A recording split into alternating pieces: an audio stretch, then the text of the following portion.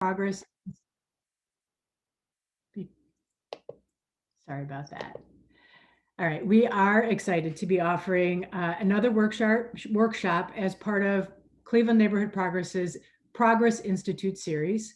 Today's session is titled The New Majority, Aging in a New Generation. A few housekeeping notes. Please keep yourself on mute throughout the workshop to avoid background noise and interference. And please use the chat feature to ask questions. Melinda Gigante and Pam Fine will be monitoring the chat throughout the presentation. As time allows, we will have a question and answer period at the end, and we'll collect any unanswered questions so that we may answer them at a later time. This panel discussion will focus on health and wellness, housing, access, and public benefits that impact the older adult population in Cleveland and Cuyahoga County. Presentation includes overview of programs and services, what is age-friendly, and what public policy changes might be considered to meet future needs of the emerging population of seniors. Today's panelists have decades of experience. Janice Ziegel is the 16-year Executive Director of Senior Transportation Connection. Previously, Janice directed the Center for Applied Gerontology at Cuyahoga County Community College, developing lifelong learning programs and services, continuing education, and professional training for those who work in the field of aging. Janice has a bachelor's degree in gerontology from Kent State University and a master's degree in public administration from Cleveland State University. She has over 30 years of experience in the field of aging, including direct service, grant development, and management and administration.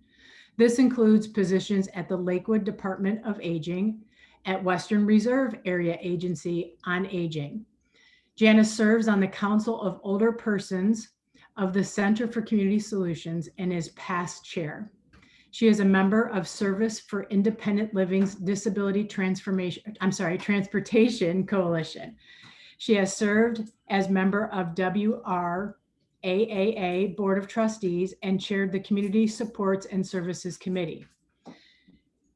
She has served as president of the Board of Adult Guardianship Services, as vice chair of the Cuyahoga County Department of Senior and Adult Services Advisory Committee. Mary Lipovan has recently been promoted to Director of Public Health and Transitional Care at Western Reserve Area Agency on Aging and has been with the agency since October of 2015. Mary's current focus is on the public health and the agency's call to support community partners in response to the COVID-19 pandemic. She continues to oversee sustainable relationships, new lines of business, and clinical transition coordination programs. Prior, Mary practiced as a certified registered nurse anesthetist and as a small business owner. Mary received her education and training locally at the University of Akron, a Bachelor in Science and Nursing, and Case Western Reserve University Francis Payne Bolton College of Nursing, Masters of Science in Nursing and Anesthesia. She served on Case's Nursing Alumni Board on the Financial and Governance Committees. She is also a Lean Six Sigma Green Belt and an Executive MBA graduate from Kent State University. Mary McNamara was appointed by Mayor Frank G. Jackson as the Director of Aging for the City of Cleveland in December 2016. She joined the Department of Aging team in 2008 as an administrative manager. She oversees the department's home repair and maintenance services, social services, Aging and Disability Resource Center, safety programs, age-friendly initiatives, and special events. Prior to her work at the city, she worked at Fairhill Partners and served faith-based nonprofits. Mary earned her undergraduate degree in social work from The Ohio State University and a Master of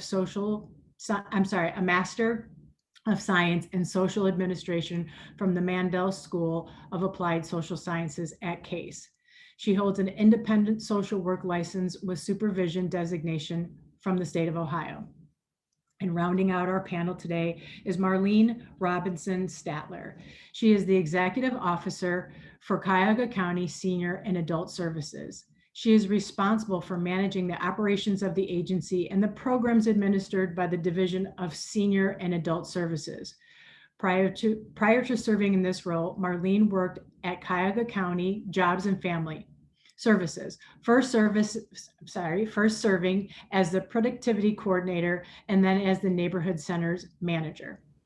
She has over 32 years experience in multiple social service systems, families, clinical services, disability adults, geriatrics, abuse, neglect, management, and supervision. Marlene received a Bachelor of Arts in Sociology and in Criminology from Cleveland State University and received her Master's of Social Work from Edinburgh University. She is also a Lean Six Sigma Green Belt certified and received graduate gerontology certification from the University of Southern California. I think you will agree, we have a very, very robust and very, very well educated and experienced panel. And with that, I will turn it over to them. Thank you. Thank you, Colleen. And thank you to Cleveland Neighborhood Progress for this time for this important topic. I'm delighted to be here with my colleagues. We were a strong aging network before COVID, and I would say now we're an even stronger aging network. Delighted to see a diverse group of participants here with us. Next slide, please. Next slide. A diverse group of participants, and I want to just tell you, you're joining us as we close out Older Americans Month, which is held every May, declared by the President as Older Americans Month. And right now we're in Elder Abuse Awareness Month. So this topic of our aging residents are even more important. I'm just going to spend a few moments before we get into our subject areas just to set the table for you about why this topic matters right now and why it's going to matter even more in the future. You may know some of these statistics, but if not, I want to tell you that our community is becoming grayer. Older adults are becoming more of the majority. By 2030, 1 in 5 Americans will be older than 65, and they're going to outnumber by 2035 individuals 18 and younger. Next slide. So perhaps the question is how does that affect me? I don't think that's probably your question, or otherwise you wouldn't be in this workshop today. But for many people in our community, they're not familiar with this demographic change. And so as we grow older, it becomes increasingly important to consider the age-friendly cities and states and what that means for our community.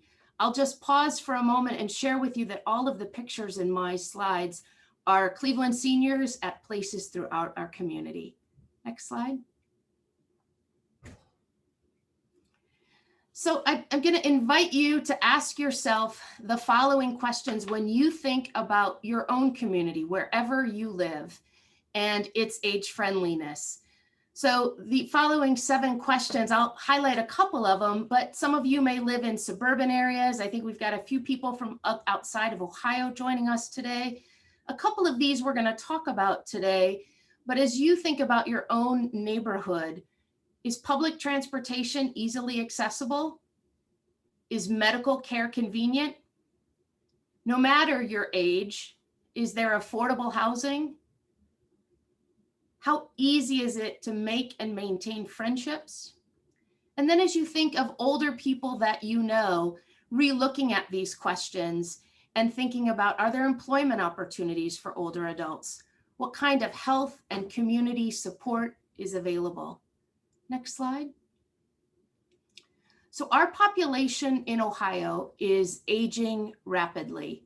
And this chart from Scripps at Miami University really shows that change of the growth of our 60 plus population. And so if you can look in 1990, Ohio's population of people 60 and over was 17.6% of the population. Fast forward to 2040 and the entire population of Ohio, 60 and over is 25% of the population. So if you're interested in more data like this, I highly recommend going to Scripps Gerontology. They're rich with information. But while Ohio is growing in overall, each county tells a different story. Next slide. So this is also information from Miami University about what our counties will look like. And the greener the county, the higher the percentage of older adults. And so you can see in 2010 in Ohio, there were already some counties in the southeastern part of our state that were already at 30 or more % of their population was over 60 years of age. As you look at the map at 2050, we've really moved from yellow, light green to darker green. I wore green intentionally today to really highlight that piece, that story that needs to be told about our population growth. Next slide. So this provides a little bit more of the data, just a few key highlights if you want to take a few notes, but I will just say Ohio is the 7th most populous state, but its population is projected to grow by less than 0.1% over the next 30 years. And so if we don't make Ohio age-friendly, older Ohioans may leave Ohio to go to more age-friendly states. So we want to keep older Ohioans in Ohio. Next slide. So what we're experiencing in Ohio is not unique to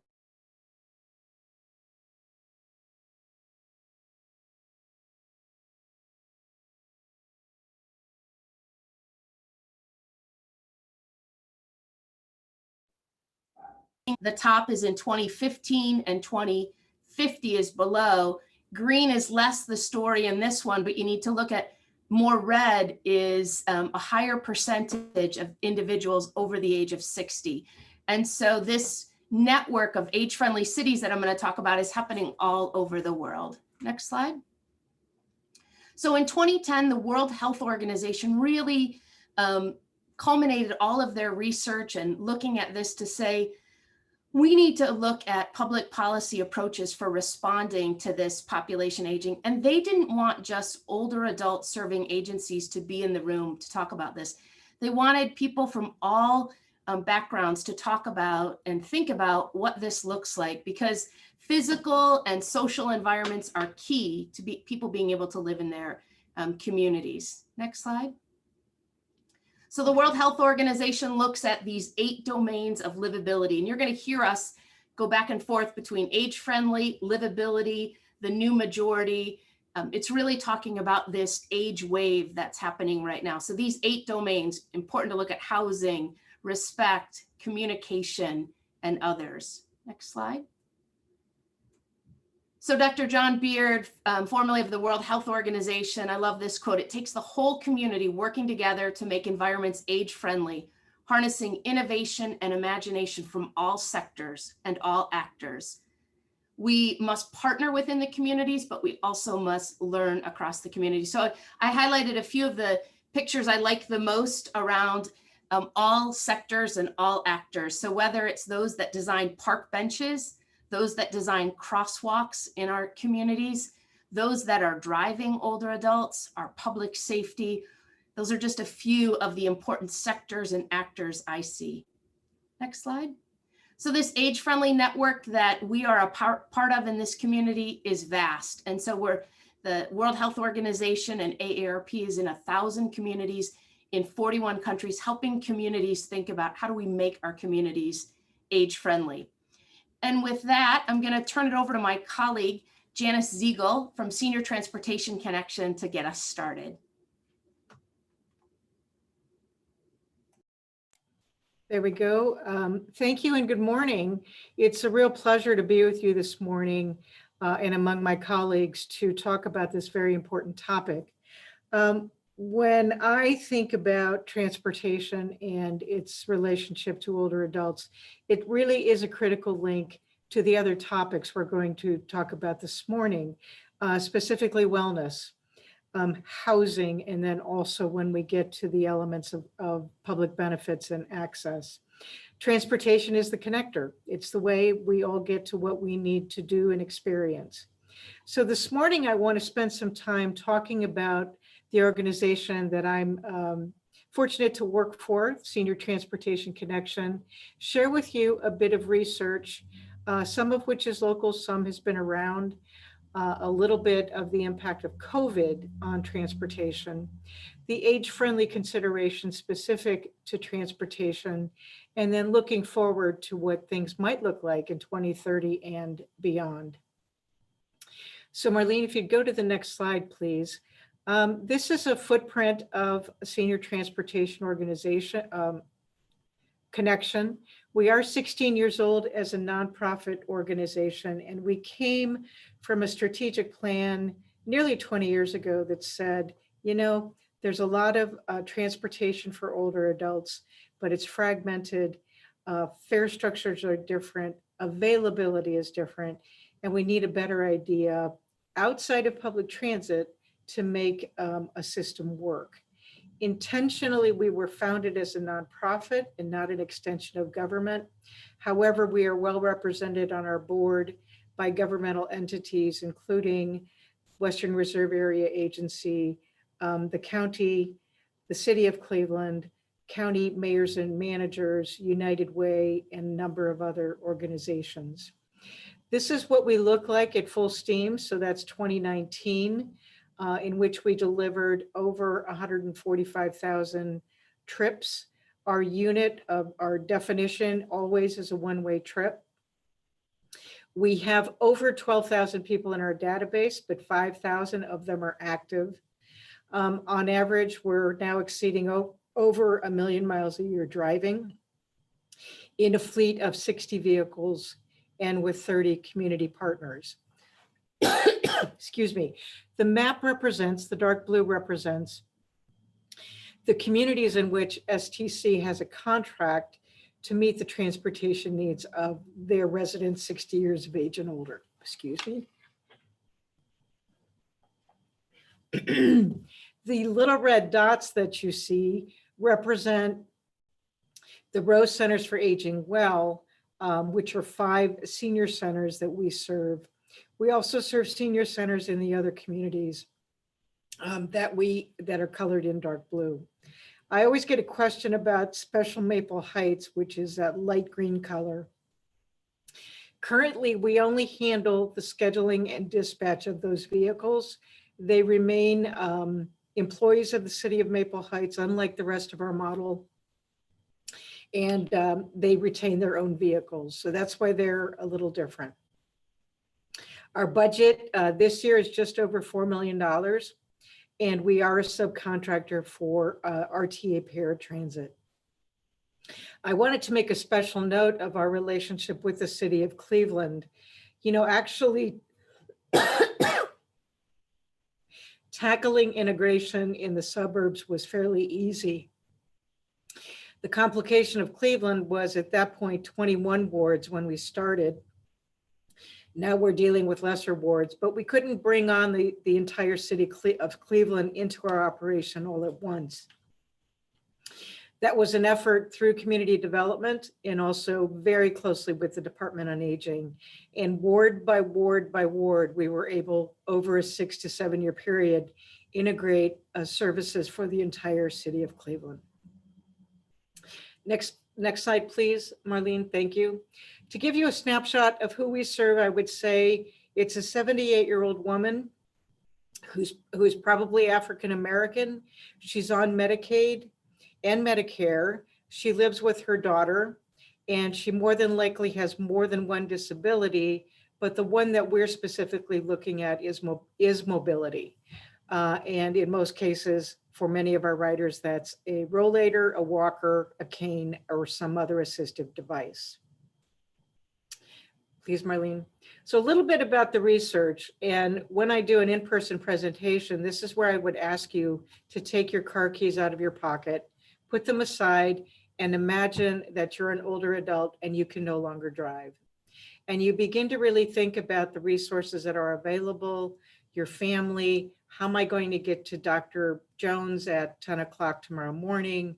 But the reality is that men will live about 10 years after their ability to drive safely, and women will live 6 years. What's interesting about that statistic is very blatantly, men are more stubborn and more reluctant to give up their car keys and ask for help. Women will live longer, but less of them are driving already, and are more willing to give up the car keys than men. What we do know from many years of research is that older drivers typically begin by cutting back on driving and safe behaviors. One of the easiest one is people start making left-hand turns, they only make right-hand turns, and they figure out a way to get around the block to where they're going. They may not drive at night. So those cutbacks are really individual, but they make a big difference on the behavior of older drivers. Many people say that finding an alternative to transportation would be difficult or somewhat difficult. And part of that is knowledge of the resources that are available. In Cleveland, and I don't know about your experience, mine was, I grew up in a family that had 2 vehicles. Public transportation, I began to use in high school to get to school, but it was not something that my family used on a daily or regular basis. Fast forward that to older adulthood. Go back a little bit, Marlene, please. We are not used to the resources of public transit when we hit aging, and then we have some difficulty in understanding them. Activities, of course, are impacted by a lack of transportation, and in a moment we'll talk about some of those determinants of health. There's also an impact on caregiving, and I'm one. My mother is 95 and lives with me. She's not a user of public transit. In fact, she's not even a user right now of Senior Transportation Connection, because I'm there and other families are there, family members are there to provide for her transportation needs. One thing we note, though, is that when people do use our service, they have a better sense and handle on their own independence. And that's a very positive thing, that they can control this aspect of a very needed service. When we talk about transportation, the 3 big A's are accessibility, availability, and affordability. And we can't have the other 2 without first services available. Things have to be there. Then we'll move to access. Can people get on and off of the vehicle? Is it in a reasonable distance? And then can they afford it? For many older adults, and we all know, owning a car really costs a lot of money. It's not just fuel in the tank, but it's maintenance, repairs, and new tires every couple of years. The good news is 25% of older adults report that they have excellent transportation options. And of course, those are older adults who are typically younger older adults, 60 to 65, 68 years old. They have financial resources and they live in a community that has many options. Next, please, Marlene. So one thing we talk about, and we see this primarily in the urban core in the city of Cleveland, is a group we call the transportation disadvantaged. And these are typically people without a personal vehicle. They may have difficulty paying for transportation. And as you all know, even to board an RTA bus and the whatever it is now, $2.75 you pay in the fare box, is nowhere near the cost of the actual cost of transportation. So cost is a big issue. Disproportionately, these individuals who are disadvantaged are poor, older, disabled, and minority. And the dependence on others for transportation has many, many impacts, but these are a few. Increased social isolation. And here's a topic that we all got to know very intimately and individually in the past 15 months. We know what it is now. And before we used to talk about it specific to an older adult population. If you don't have access to healthcare, you have poorer health outcomes. And as we age, we have more health issues that need to be dealt with, that can be dealt with if people can get to healthcare. We saw a positive impact in that in some cases with telehealth during the pandemic, either via telephone or via Zoom calls with healthcare providers, but it still remains an issue then for many people of access. We know that it impacts mental health, and there is a loss of personal identity and independence. When you think about it, you know, when we have toddlers, we're all encouraging them to, as I say, get your wheels, right? We want them to walk. We want them to have that sense of independence. And at the other end of the age spectrum, when people are increasingly dependent, we have to have a better understanding of what that means. And transportation, getting where you need to go, is a big part of that. We also know there's decreased life satisfaction, of course, the mental health impact, and lower productivity, activities of life and getting to the grocery store when someone is transportationally disadvantaged. Next, please, Marlene. So we are very fortunate, and applause to the leadership in the city of Cleveland for beginning to look at what we can do in Cleveland and then by extension the county in terms of being age friendly. We are fortunate to have a very robust public transportation system and paratransit, but it must be convenient and accessible. When there are budget issues for public transit and we see consolidation of routes or reduction in routes, that has an impact on everyone, but primarily people who are truly dependent on public transit to get where they need to go. Specialized transportation is something we do at STC, but it also includes the increase of rideshare, Uber, Lyft, and other services. Taxis are still part of that. And then, of course, volunteers who either take their neighbor or through an organized effort deliver transportation services.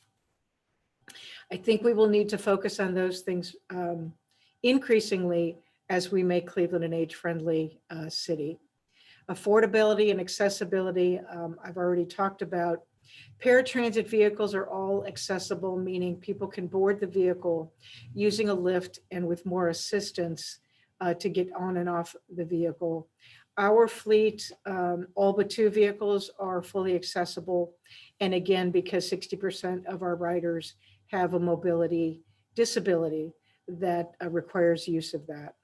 I don't want to forget older drivers because there's many of us still on the road, but there are impacts on roadways and how we build new roadways to be more age friendly. Signage is a big issue.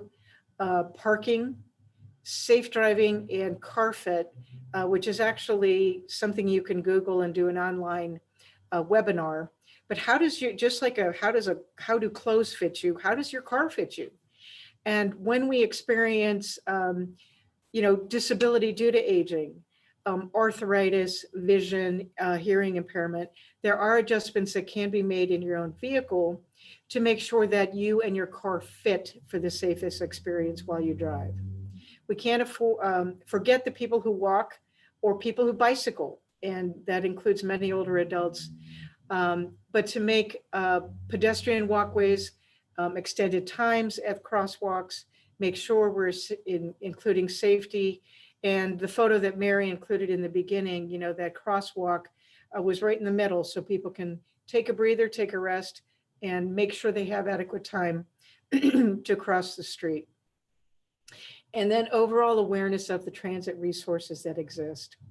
In the communities that STC do not serve, oftentimes the Office on Aging or the city will have resources for those older adults.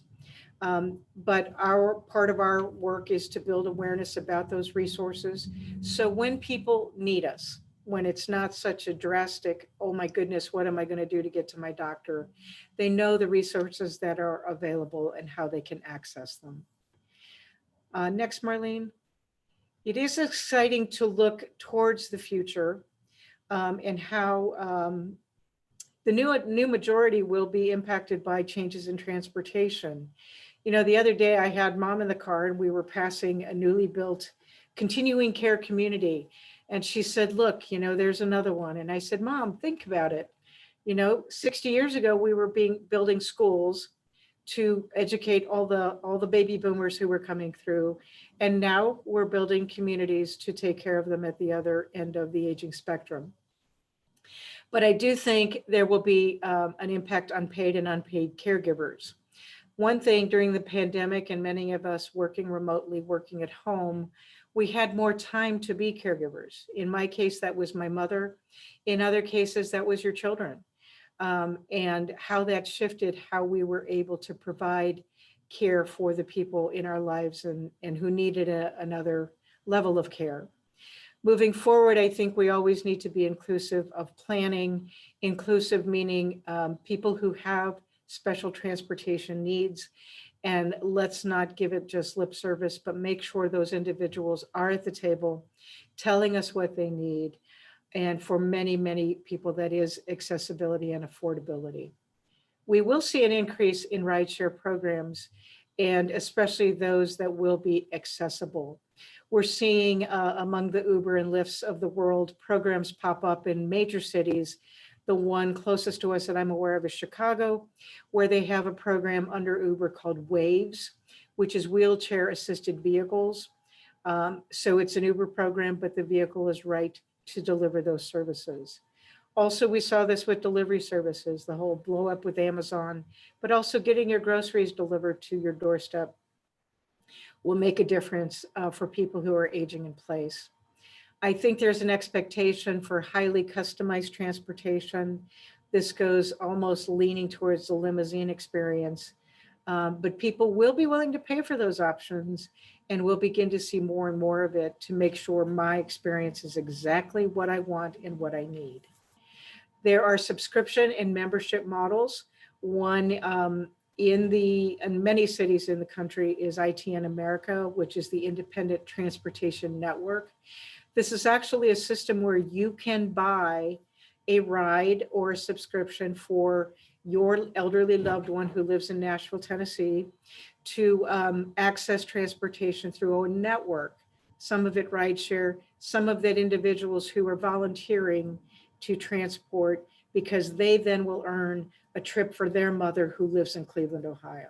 It's a very interesting and positive model. Of course, we know autonomous vehicles are coming.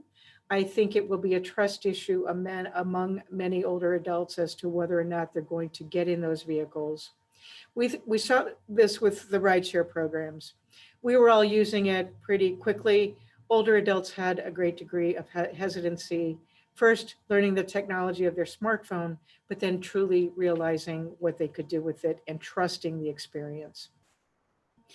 We're building smarter roads, and there's a whole nother field there on how there's sensors in the roads to do everything from speeds to controlling traffic signals. And while some of this is new and we're getting used to it, I think we'll see much, much, much more. And then what's growing is the concept of mobility as a service. And this is really integrating technology and transportation mobility as a one-stop shop. And if you can imagine it as going through a variety of transportation resources through one application. So you may take Uber to work, but when you get to work, you're going to access the scooter that is outside your office building.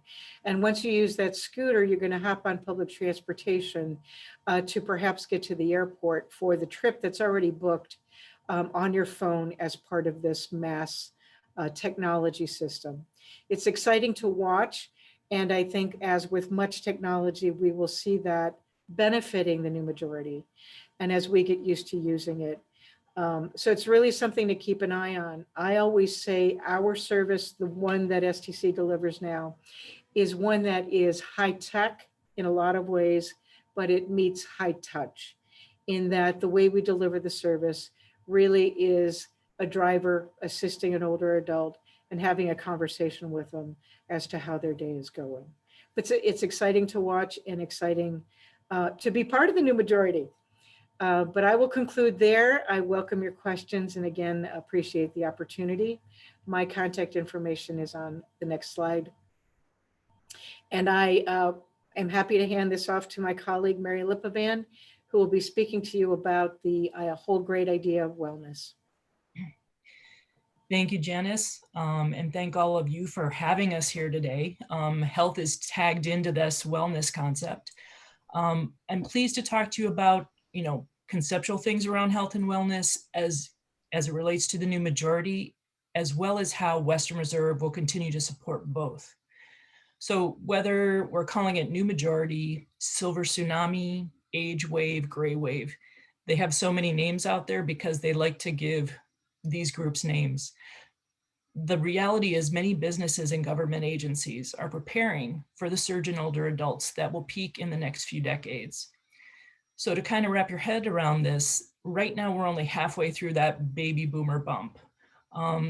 Depending on the statistics that you look at, sometimes they go by age 60, some by age 65. But the reality is this is close to 72 million people that are affecting this surge.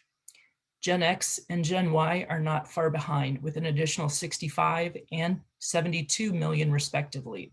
And I apologize to Gen Z, but you're too far out for this, for the framework of this conversation. But all of these generations are kind of framed around how they're different habits, attitudes, resources.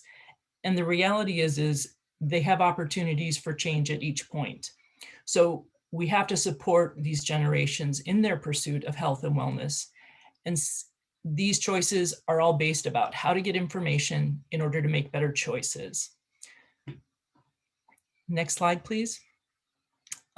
I like to weave a little humor into my presentations because I realize you have a lot of information, a lot of statistics that are coming at you. This slide is more about attitudes. You know, whether we're in the middle of a pandemic or not, we all have days or situations where we can feel this way. And you don't have to be old to feel like your warranty's kind of, you know, at the end of things. But it is about mindset. Wellness isn't just the absence of illness or an expired warranty. It is a pursuit, an active process to be your best self. And again, it comes back to that positive mindset. So the people that are attending here, you know, you are experts in your field, you're well-versed, intelligent. But even at our best, sometimes we can feel overwhelmed with physical, mental, or environmental changes that are associated with aging and just general life. So whether, you know, this is about ourselves, our parents, our grandparents, it's really not acceptable anymore to have an attitude of this is just what happens when you get old. So now more than ever, there are so many choices, and it comes back to where do you start? And I'll get back to that in a minute. Marlene, next slide. So some just general information about Western Reserve. It's been mentioned a lot by the previous speakers, and you know, it's good to be in good company. Most people are familiar with the city of Cleveland, various departments with county government, and even transportation. CDCs have also provided a lot of ad hoc social services because of their involvement with neighborhoods. But AAAs are a little bit less known. So unless you have a family member that's had an experience with a AAA, not the auto agency, I'll go out on a limb and just say, you know, a lot of people get a little bit confused when you start to talk about area agencies on aging. They confuse it with, in our case, hospice or councils on aging, and they're just not really sure where we fit in. So, you know, if they don't know what an area agency on aging is, how would you even associate it with health or wellness?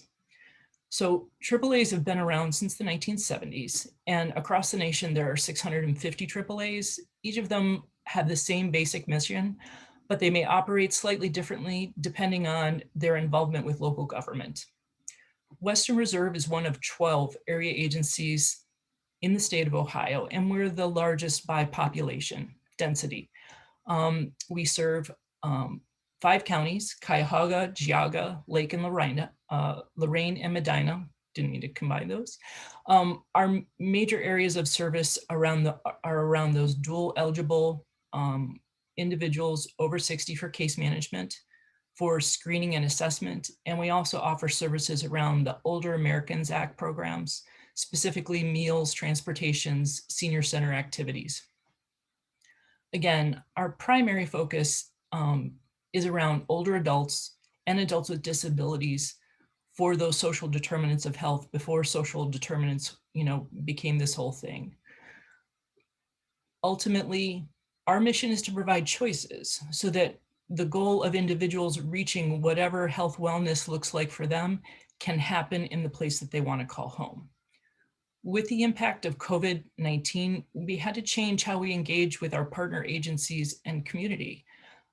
Besides our network of home and community-based service providers, one of our strengths was having our staff meet the clients where they lived. how could we achieve that same level of customer service and keep everyone safe when we were trying to do things virtually? So next slide, please. So just like all the other agencies, we got creative with new programs. Part of it came around internet access and conversations with familiar partners, but we had to talk to them about different things. So now, by virtue of this workshop, we have new friends with groups like CDC's, as well as with our previous partners. Even how we talk with our traditional community partners at city and county levels has changed for the better. So in 2020, Western Reserve was fortunate enough to receive additional funding resources to support the programs that you see listed here. Kind of an embarrassment of riches. We were really fortunate to be that support group to help other agencies do what they needed to do out in the community. Additional monies came in 2021 that helped area agencies support education and information around COVID-19 and testing for vaccinations. Next slide, please. So again, just on a more conceptual level, while I'm framing these definitions around the new majority, both of these are pretty universal. The Oxford definition is a little drier, but again, it acknowledges that health and wellness is an actively pursued goal. The bottom definition is from the International Council of Active Aging and acknowledges that wellness is multidimensional, which was kind of referred back to the World Health Organization example. And the great thing is you can choose the paradigm that works best for you. So next slide, please. This is one of those paradigms, again, from the same Active Aging Council. There's a lot of ways to frame wellness. This is one of many examples that you can find. The beauty of any model that you choose is it just helps to drive the conversation with the individual to have a client-centered and individual plan. Next slide, please. So I feel like, I don't know if everybody knows the reference to Ghostbusters, but who are you going to call? Where do I even start? It comes back to having that model just helps drives the questions. But who do you talk to? Friends, family, spiritual advisors, these are great trusted sources, but depending on these groups' exposures, they may not have the best answer of where to get started. Now you have a table of new friends that can help with that, but if there are additional medical problems, people feel that if they have medical problems, they can't be healthy or well. So let's go to my doctor. Primary care physician, they're a great resource for hospital-based services, but once you get home, what happens? Are you safe? Do you have enough food? Do you have a way to call for help? Online search is just as simple as, do you have internet access? Once you have all this information, is it really something that could help me locally? And how do I know which one of these aren't a scam? Next slide, please. So, the takeaway is don't be afraid to ask for help. No one likes to feel like a novice, especially if they're in a crisis situation or sharing personal information about themselves or a loved one. Next slide. So the question is, can Western Reserve help? Where do they fit in this whole picture? Western Reserve helps address all these services and can help check off the boxes for all the dimensions that are important to you or your loved one. In addition to our in-house resources, we have an entire network of community partner resources to determine either eligibility, options, and education to support your choices for health and wellness in the place that you want to call home. So on the advocacy and education side, these are opportunities to speak to a group like this, or even a group of lay people at a wellness expo pre-COVID. We're looking forward to those in-person events again.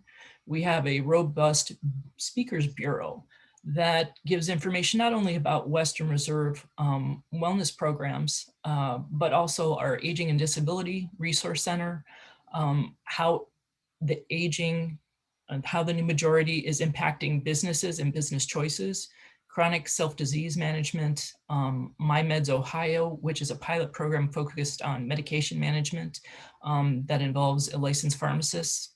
Home Managers is just a program around home safety. and we're really proud of our Advocacy in Motion. It is a group that trains individuals and service providers, as well as other organizations, to be informed and effective advocates. On the specific information around eligibility for individuals, that's where these other 3 programs come into play. So within the Aging and Disability Resource Center, they're the first stop to determine eligibility for all the managed care programs, including traditional passport. They can also provide long-term care consultations if you're not eligible for Medicaid, Medicare. Well, Medicare is different. If you're not eligible for Medicaid, and it also is the gateway to help for referrals into the Older American Act programs, as well as local resources. Older Americans Act, you may not be as familiar. This is available to adults 60 and older and their spouses.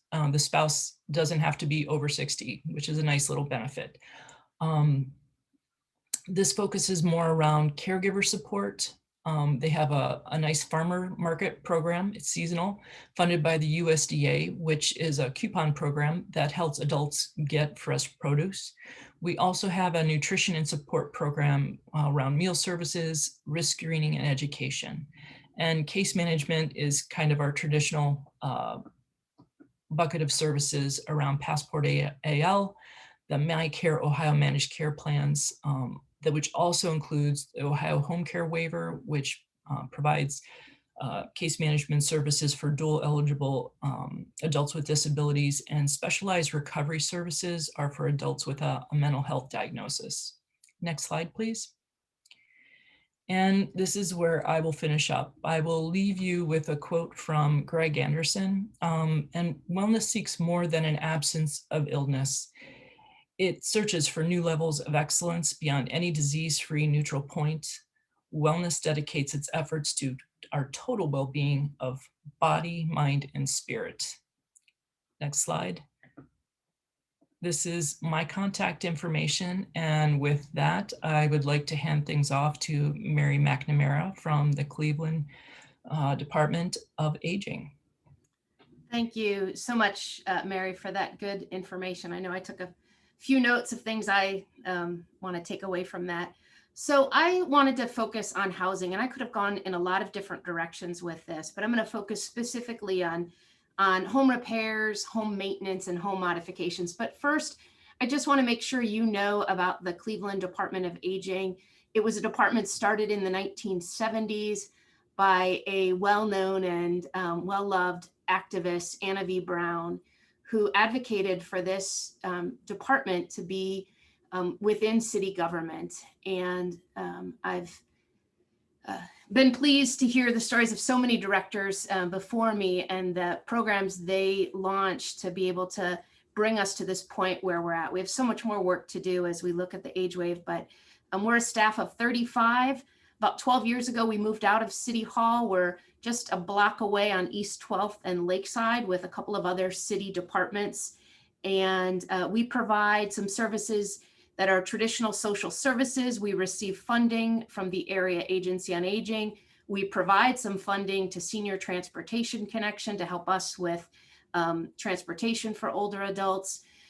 We provide home repair and maintenance. We've got a crew out today, as every day in the summer, cutting grass for seniors.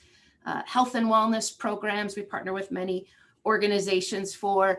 And then many people know us because we're out in the neighborhoods with referrals from council people and neighbors concerned about their older adults. So we often, unfortunately, have to make referrals to Adult Protective Services at Cuyahoga County Senior and Adult Services because of concerns of neglect, self-neglect, abuse. So my colleagues here are people I communicate with nearly every day in some aspect around service to older adults. Next slide. So I wanted to talk today in my segment around housing. You probably feel this, and we know it from data from AARP nationally and our own age-friendly surveys, but the vast majority of older adults want to reside in their current home or their community for as long as possible. But we know that this is only possible if their home is designed or modified for them to age in place, and or if their community has different housing options for them based on their income, their age, and their life stages. Next slide. I'm going to ask you to get involved, answer 6 questions. I'd love to know your score in the chat. If you could put the score, you'll have a number from 0 to 6, but I want you to think about where you live right now.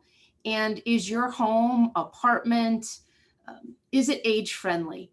And so for each yes, you'll get a point. For each no, no point. So the first question, do you have a no-step entrance into your home?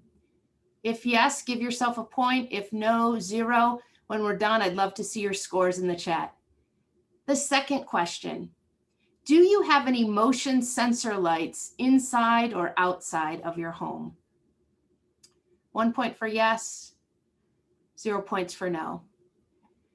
Question 3, do you have any grab bars in your bathroom? And I don't mean towel racks.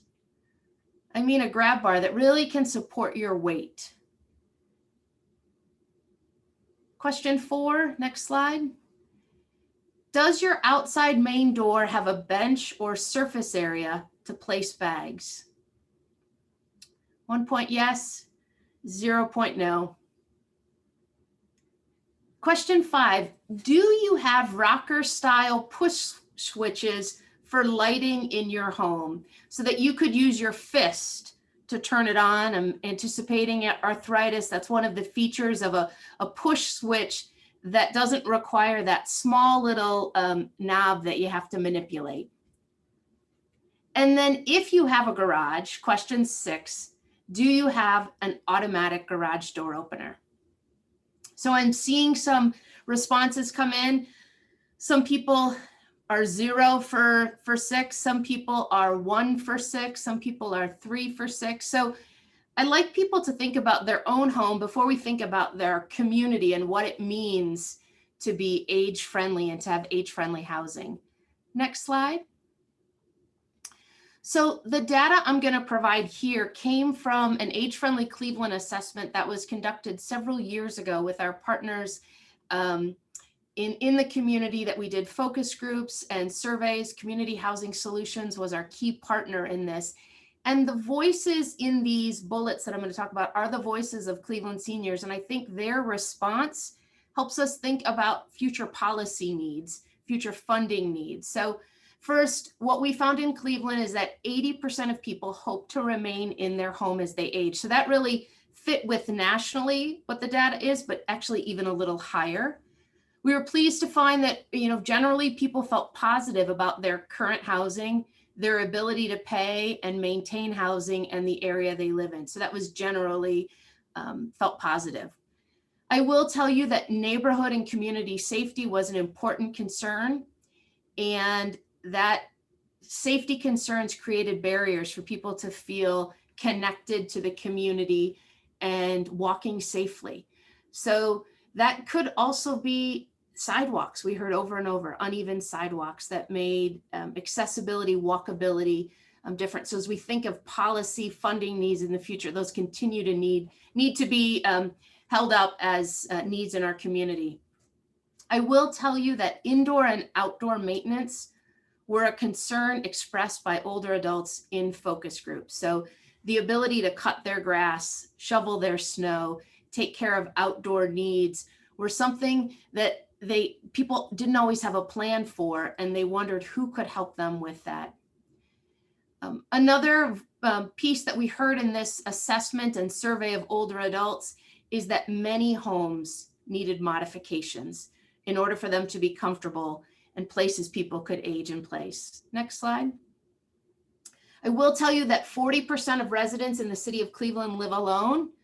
Over half of adult renters and almost 40% of owners unfortunately lived in housing which is considered unaffordable, greater than 30% of their income. And so that needs to continue to be a policy focus for us about affordable housing. Some expressed that there weren't enough housing options in the city, and that there were really long waiting lists for subsidized housing. There are 98 senior apartment buildings in the city of Cleveland. There needs to be more. The next bullet is older adults told us they found it expensive and difficult to know which businesses to trust when they were looking to hire people to help with maintenance. I think many of us are experiencing that now, no matter our age, after COVID and supply and demand with building supplies, but this need for ongoing home maintenance and who do I call, who do I trust, is something older adults shared with us. I will tell you that the average housing stock, if you don't live in Cleveland and don't know this, it's 100 years old. So often I say the only thing older than the people we serve is usually the house they live in. And so how do we help them age in that home? My home is 102 years old. Next slide.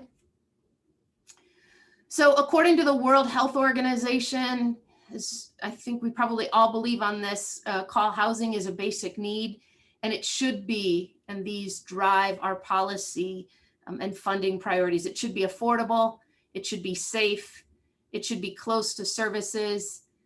For older adults, that the surfaces allow freedom of movement, that home repair providers understand the needs of older adults, and that there's a whole range of housing for people as people age and become more frail.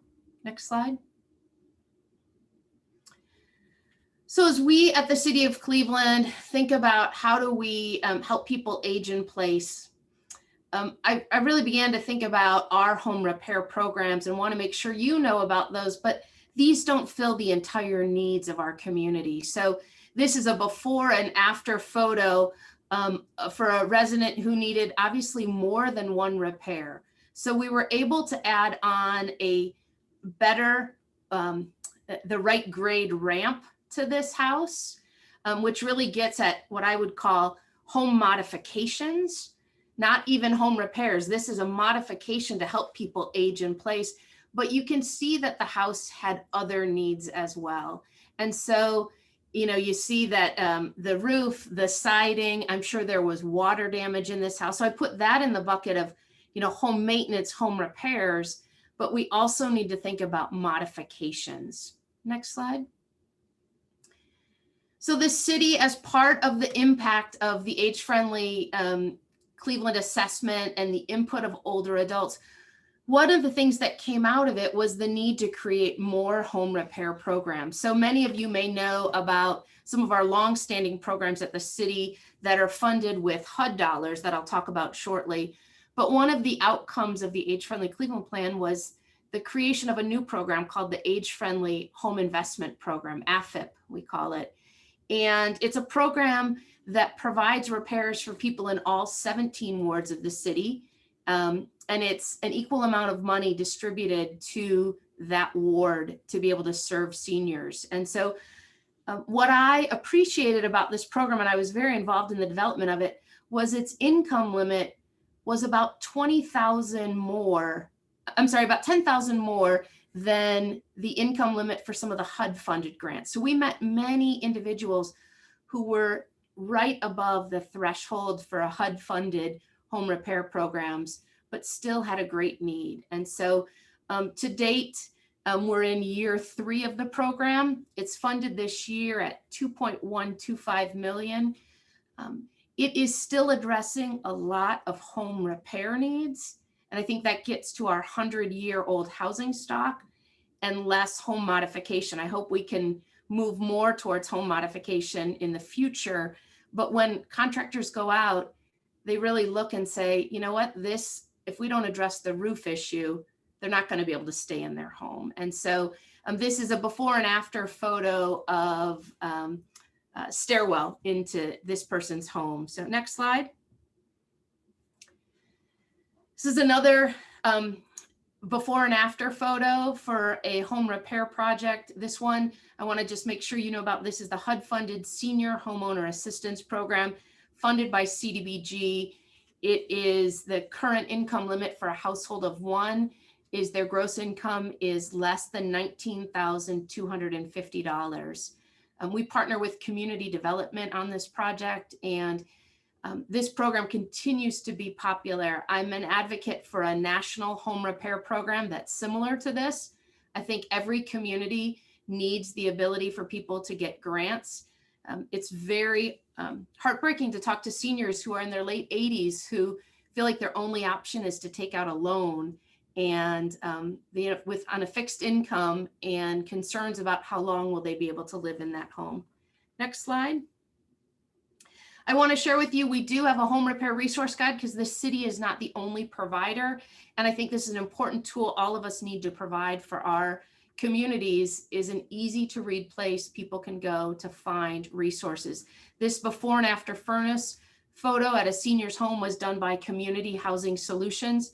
They're one of the featured nonprofits in this home repair guide that talks about loans, grants, pulling permits. So this resource guide is on our web. It came out of our age-friendly work where older adults told us they don't know where to turn when they have a housing need. Next slide. So another before and after picture of a duplex needing a back porch.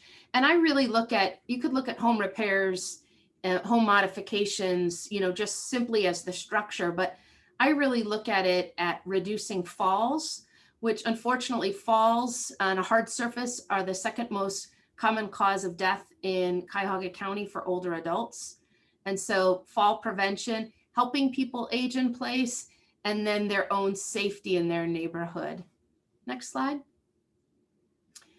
On the screen is my contact information and where you can follow us on Facebook and Twitter, and the city's website where you'll find all of the applications for these programs. And so with that topic of housing, and we could have gone in a lot of different directions. I could have talked just about apartment living or long-term care housing, but the vast majority of Clevelanders live in their own homes and want to stay in them. They're on our blocks.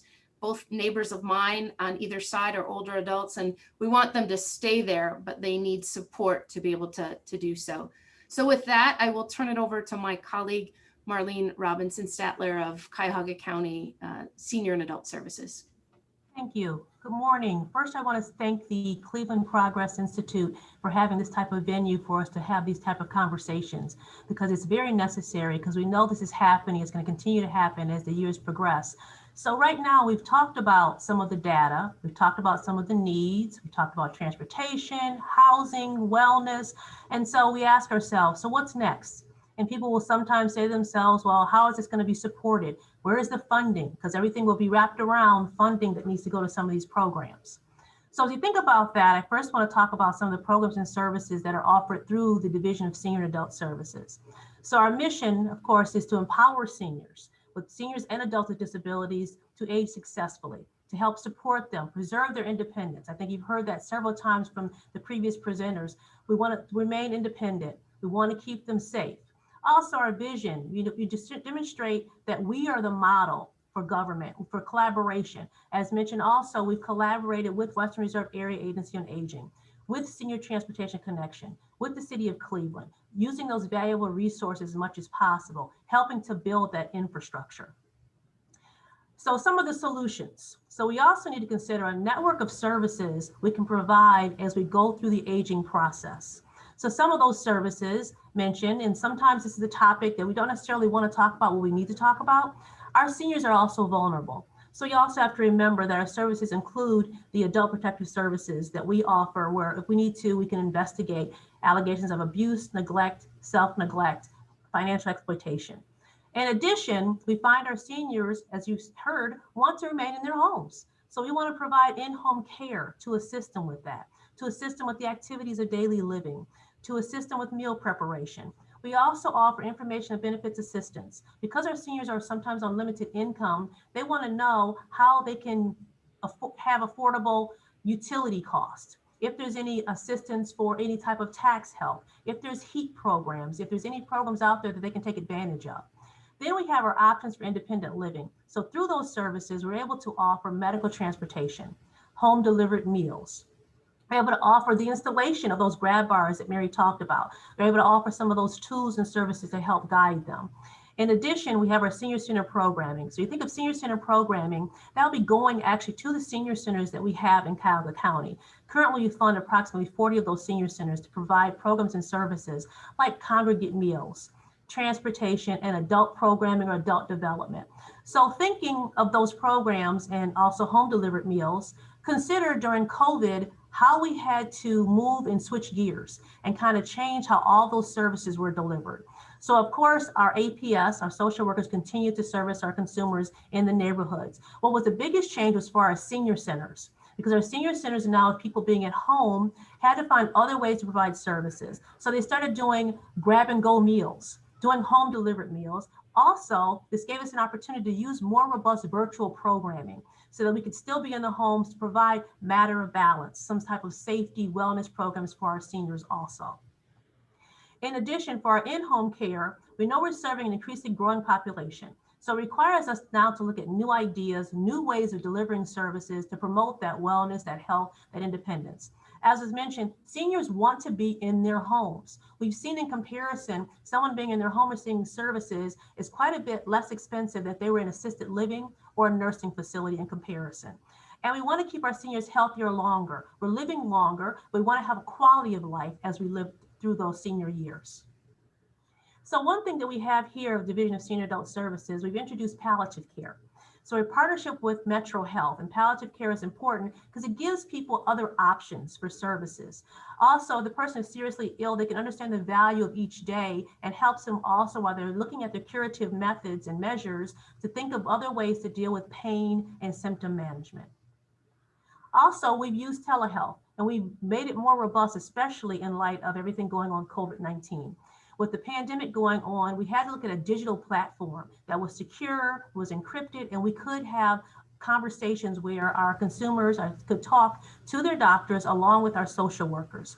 Healthcare providers wanted to seek advanced telehealth medicine. We had our staff trained through the Telehealth Medicine Advanced Academy, and we're able to serve our communities through those services. One thing we've noticed with our community partnership on aging along with our social service programs was we need to listen to the consumers.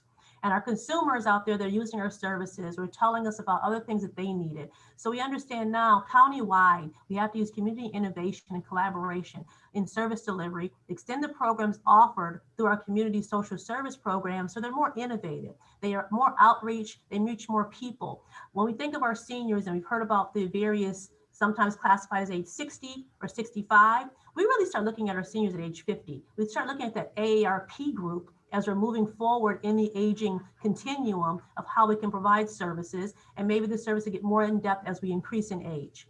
So we're now challenging our providers. What new program and service ideas that are unique that you can provide to our populations? We need to leverage our local neighborhood-based resources, how we can meet the needs of the community, its senior and our disabled adult population. To keep up with this trend in aging, we took some stats. So when you think about that Starbucks coffee that we all sometimes enjoy, there is many senior centers in the United States as there are Starbucks coffee shops. And so we know with that, there's also a variety of needs for every senior center. As I've learned over time, every senior center is an individual senior center. Some senior centers enjoy providing programs like bingo. Others provide Tai Chi. Some have computer programs. So there's a robust level of items and services that are provided by the senior centers. Those congregate meals sometimes are the only social connectedness that our seniors have when they go to the senior centers. So we've grown significantly. And with the passage of our Older Americans Act in 1965, it expanded the model of our senior centers. And that coincided with aging in place. People, again, want to remain living in the community. They want to use the services in the community and can keep their level of independence rather than be in residential care. So while no single model for senior centers today, they've come to serve the focal point where older adults can come for services and activities, reflect their experience and skills, but we're also dealing with the diverse needs and interests. So we encourage involvement from the center of the community to enhance our seniors with dignity as they age. Since this time, senior centers have enhanced their programming to meet these ever-changing needs of older adults and aligning their menu of services with clear and measurable outcomes. Along with that, the final thing that I want to talk about, we also noticed, I heard someone mention some of the phrases that we use, age wave, silver tsunami. We introduced silver tsunami some years ago, and then as people started to tell us, when you talk about tsunami, you're talking about something tragic.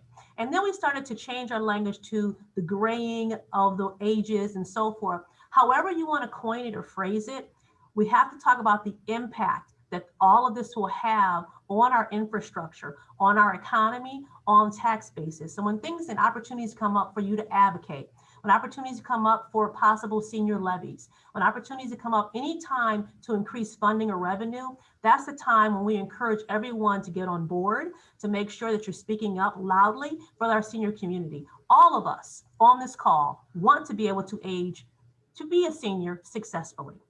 I'm going to turn that over now to our Progress Institute for questions.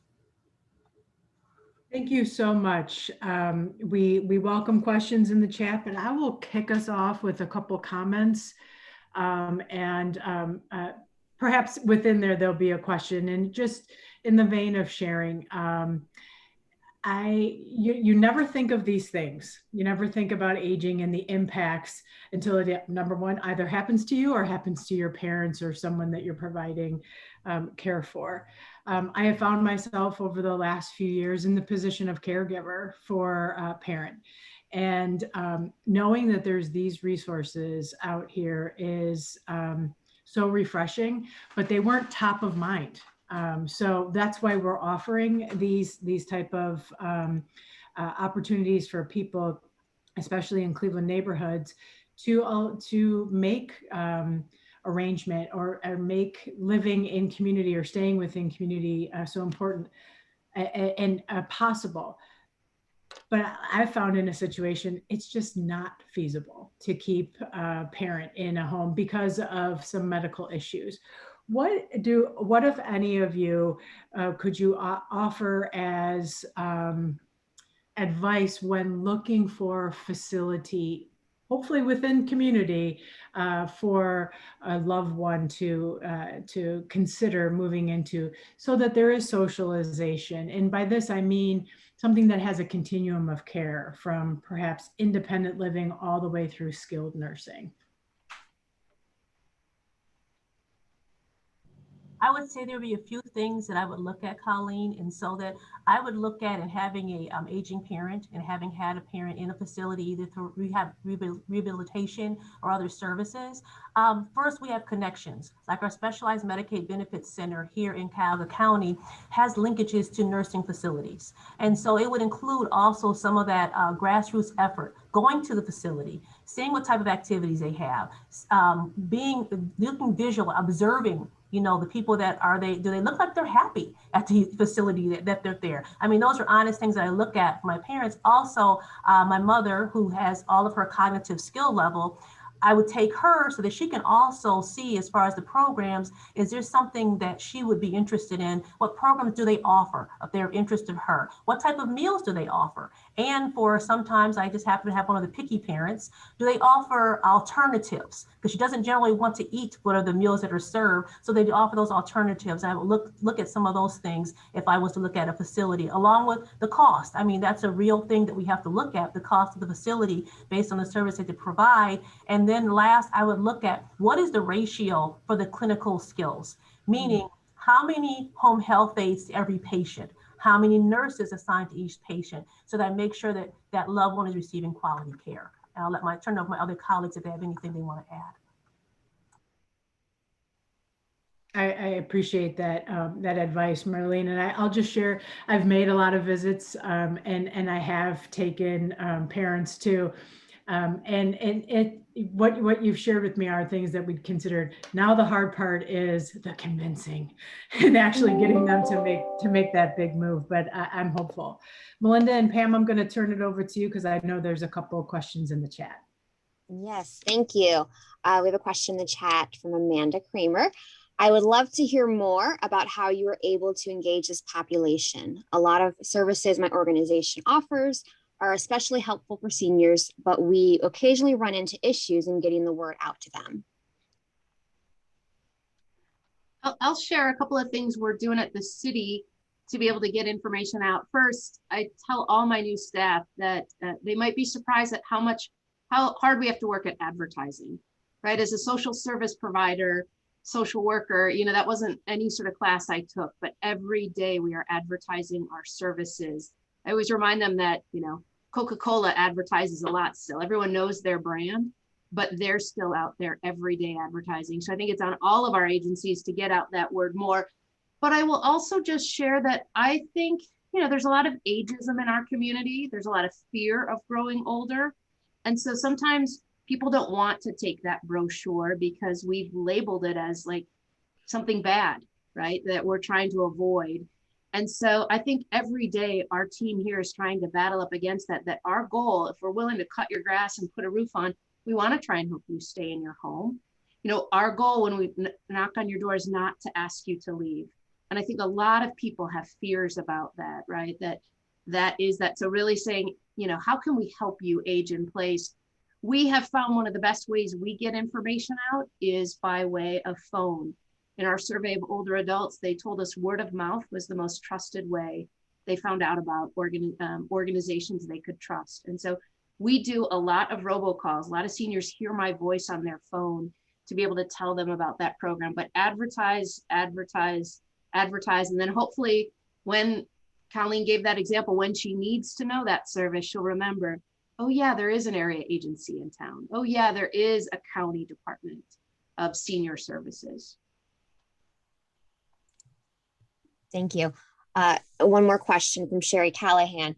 Do you have a contractor list that will do home modifications for those that do not qualify for HUD services? Oh, Sherry, that's one of the most common questions I get is, do I have a list? And I cannot provide you a list as a city department.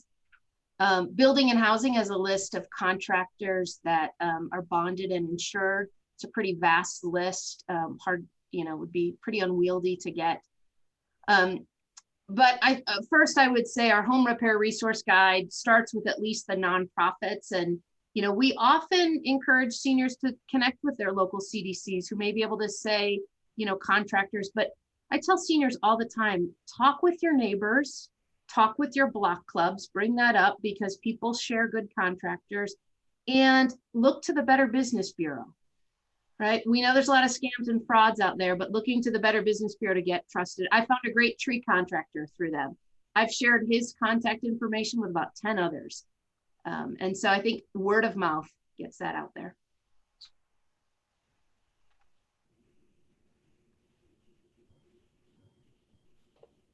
Are there other questions?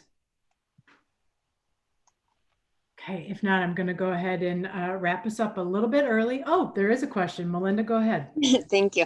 From Kelly Woodard, what type of programming, especially at the library, that would interest the older population? Is there anything offered there? Well, the language, I'll take that one. Well, the languages we have right now at the library, so we've been working on, and this will tag on some other information for Amanda, we're doing what's called guerrilla marketing. So we're sending out postcards, then we're also doing flyers, then we're doing robocalls, because we find that messages are received 2 to 3 times, and you get the information and you have that valuable resource. With the libraries, we're partnering with them. A lot of times at the libraries, computer program is very valuable to our seniors because as technology continues to increase and they want to know, how do I use that smartphone? Maybe I want to transition from a flip phone to a smartphone, but I don't know how. I want to be able to connect and do a Zoom meeting or a Zoom chat with my grandkids, and I don't know how. Show me how to do that. So a lot of the computer programming and engagement with the services and the software is very helpful with the libraries. I would also add, as with any planning, be inclusive. Ask people. Do an informal survey, walk around your library now that people are coming back. And sure, you're going to make some assumption that they're older. What brings you here? What interests you? What will bring you back? Always be inclusive in planning. And for ourselves, I tell myself that I moved to where I live for my 95-year-old mother, but the reality is I was also planning for my own aging. And I would encourage all of us, no matter what age you are, to make that part of your thinking. Retirement is not just, the trip to Aruba, but it's where you live most of the rest of your life and how you want to live it. So including older adults in their own planning. If you're unable to live alone, where do you think you want to live? What would enable you to live there? And who do you want around you? So always keep that in the front of your mind. Oh, Janice, it's so well said. And they don't have to be scary questions. I've No. learned, but when you think about aging, sometimes that is, you think about the ultimate, and it doesn't have to be, it should be happy. And Mary, I want to thank Mary McNamara, well, all of you, but Mary McNamara, I want to thank you too for that little prompting quiz we did, because majority of us scored horribly. And so if the place that we're in, or the place that we live in, right now is where we plan to stay, we need to make those modifications and make those changes so that we can stay in our communities. And that's coming from someone who lives just a few streets away from the street I grew up on. And I've called this place home, and hopefully it's home forever. So with that, I am going to close this out, and thank you, Marlene, Mary, Janice. Thank you for sharing your wisdom today. Thank you for allowing us and agreeing to have this recorded so we can share it with those that weren't able to join us. And for all of those that were able to join us today, thank you for your participation. We'll be sure to get the recording out, and I hope you have a wonderful afternoon. Thanks, everyone. Thanks for the opportunity. Thank you.